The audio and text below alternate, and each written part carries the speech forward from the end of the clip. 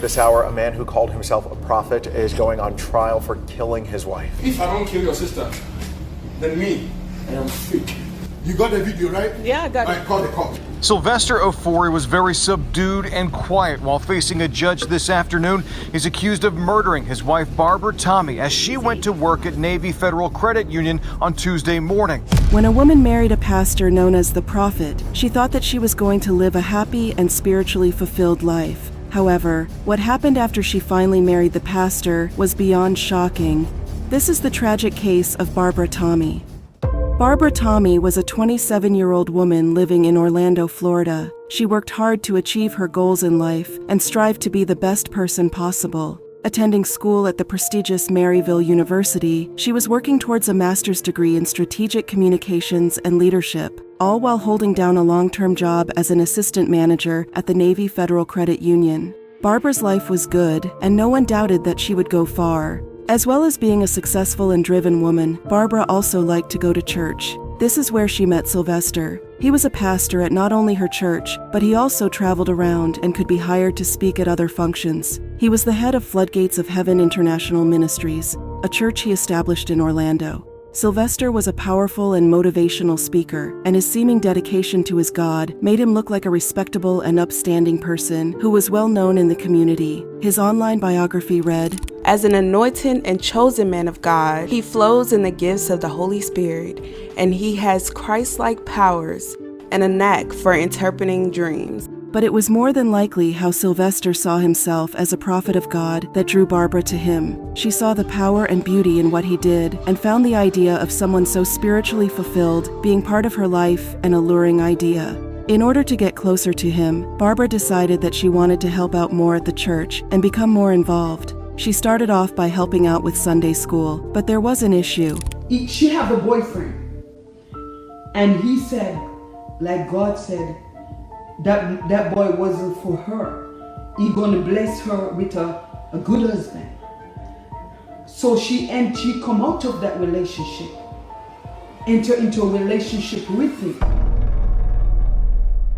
The two of them started dating, and before too long it was clear that they were falling in love with each other. It seemed like a match made in heaven, and on the surface, Barbara and Sylvester were the perfect couple. Eventually, the two of them decided to marry and make their relationship official in the eyes of the Lord, something that was clearly important to both of them. Unfortunately, Barbara's family were not as excited by the idea of marriage as she was. In an interview, her sister said, My sister fell in love with Pastor Sylvester, and when they decided to get married, the family wanted to convince her not to marry Sylvester. But Barbara indicated that Sylvester was the man she wanted to marry, so we allowed her. From the outside, Barbara and Sylvester's marriage might have appeared stable to some, but those closer to the couple were aware of the turbulent dynamics. Ofori's behavior towards Barbara was increasingly controlling and abusive, both emotionally and physically. Despite these warning signs, Barbara, like many victims of domestic violence, faced immense challenges in seeking help and escaping the cycle of abuse. On one such occasion, police officers were called out to a particularly violent incident at their home. Sylvester was arrested for resisting a police officer and taken to jail. Yet still, Barbara stayed by his side. Barbara was the breadwinner of the family and owned all the properties. Sylvester was just a pastor, so the thought of losing everything pushed him. Friends and family members later recounted other similar instances where Barbara confided in them about the abuse she was enduring. However, as is often the case with domestic violence victims, Barbara might have felt isolated, fearful, and uncertain about her options for leaving the abusive relationship. Eventually, though, she plucked up the courage to walk away. This came after one particularly argumentative evening at Barbara's mother's home during a family meal. It ended with the family shouting and arguing. You are a pastor. You don't know whether you are or not. You are a pastor, my friend. You didn't come here for me. You did not come here for me. Don't let me hurt you. Leave. This exchange ended with Sylvester turning around and taking hold of Barbara's brother's throat before making some pretty alarming threats. If I don't kill your sister, then me, I am fake. You got the video, right? Yeah, I got I it. call the cops. At that point, Barbara didn't want to escalate the matter as she thought it might make things worse. No. You don't play with threats. Please call the cops. It should escalate. He's threatening you in front of me. He said he's gonna you. What are you waiting for? But she was wrong to resist her brother's pleas to call the cops and file charges against Sylvester. Her dream romance had turned into a nightmare. Ultimately, though, Barbara knew that Sylvester wasn't as good of a man as he made out to be, and she filed for divorce. Little did she know, though, that this would be the thing that started to push the so-called prophet over the edge. The next day, Barbara tried to put it out of her mind. She got in her car and drove to work at the Navy Federal Credit Union branch on Gardens Park Boulevard in Orlando. She had done it 1,000,000 times before, and she thought nothing of it. Arriving in the car park, she didn't know that she had been followed and was currently being watched. As she had arrived to work a little early, she sat in her car and listened to her music. Her phone rang twice. It was Sylvester. Both times, Barbara let it go to voicemail as she didn't want to talk to him after the events that happened the night before. But unbeknownst to her, it was Sylvester that had been following her and was lurking in the vicinity. He watched on from a distance as Barbara twice ignored his calls. And this was the breaking point for the abusive husband, but what would he do? Sylvester had the opportunity to put his faith back in his religion and offer forgiveness and apology for their falling out. He could have walked away from Barbara, and the two of them could have gone their separate ways, living their own lives. That would have been the perfect solution, but unfortunately, that was not the route that the violent pastor was going to take. As Barbara got out of her car and walked towards the doors of her offices, Sylvester stepped towards her from behind. Barbara knocked on the doors waiting for someone to come and let her in, but as she did so, she didn't hear her husband walking up behind her and pulling out the gun that he had concealed in the waist of his pants. He raised the weapon and fired. The guy was walking behind her. I don't know if she knew he was there or not. I had started running, and as I'm running, I hear like 3 or 4 more shots. You can tell that she's trying to get inside. Unfortunately, he shoots her outside of the establishment. Surveillance footage from the scene would later show the chilling sequence of events. As Barbara approached the entrance to her workplace, Sylvester confronted her. Despite her attempts to avoid a confrontation, he shoots Barbara multiple times at close range. The entire incident was captured on security cameras, providing incontrovertible evidence of the crime. But would Sylvester face charges, or would his career as a pastor help him somehow wheedle out of the consequences?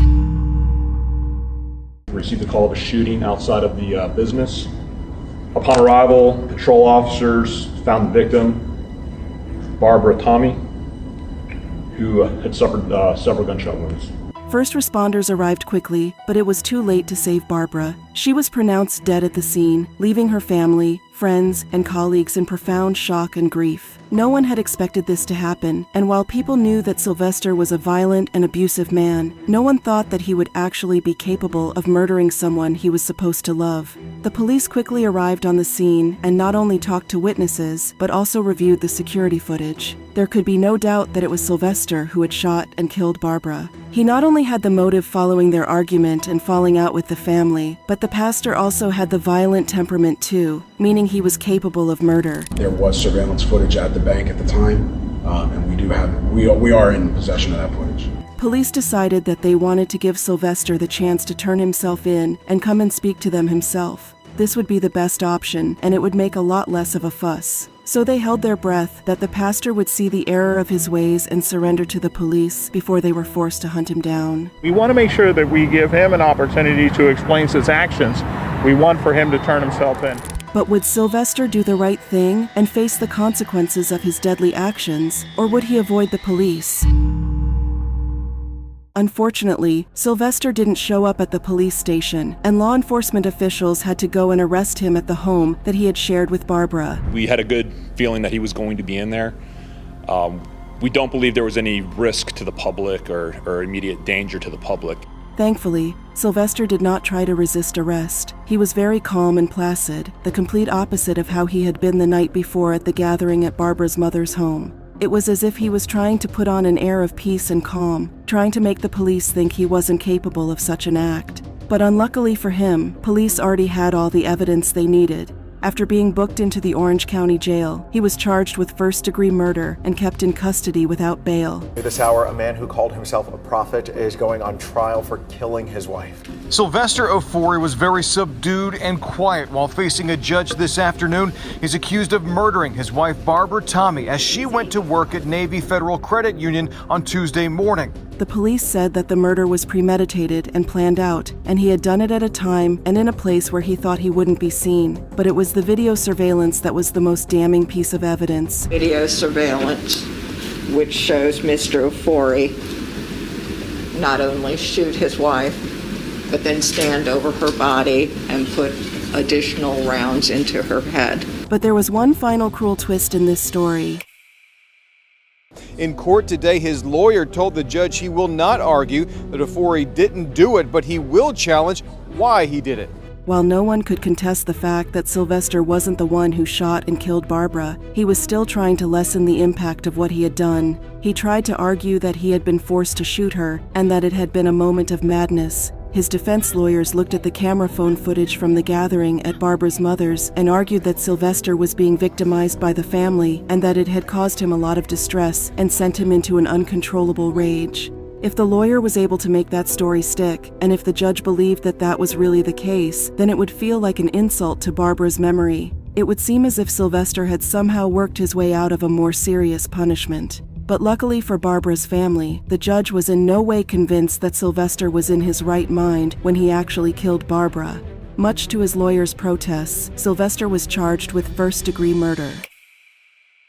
The murder of Barbara Tommey garnered widespread media attention, not only because of the brutality of the crime, but also due to the public profile of Sylvester. Police have not said what led up to the attack, but we are told Tommey and Ofori were getting a divorce. It really was quite a strange story to hear of a pastor murdering his wife, and if it wasn't so tragic, it might even be comical. The fact that a pastor, someone expected to embody moral and ethical behavior, could commit such a heinous act shocked many and led to significant public discourse on domestic violence. Vigils and memorials were held in Barbara's honor, with family, friends, and community members coming together to mourn her loss and call for justice. Many used the opportunity to raise awareness about the signs of domestic abuse and the importance of supporting victims in seeking help. It was the least they could do in Barbara's memory. Someone committed a heinous act of violence towards a loved one, and there's unfortunately no excuse for that. The legacy of Barbara is one of both tragedy and a call to action. Her death serves as a stark reminder of the dangers faced by victims of domestic violence and the urgent need for comprehensive measures to prevent such tragedies in the future. Communities, policymakers, and individuals all have a role to play in addressing domestic violence.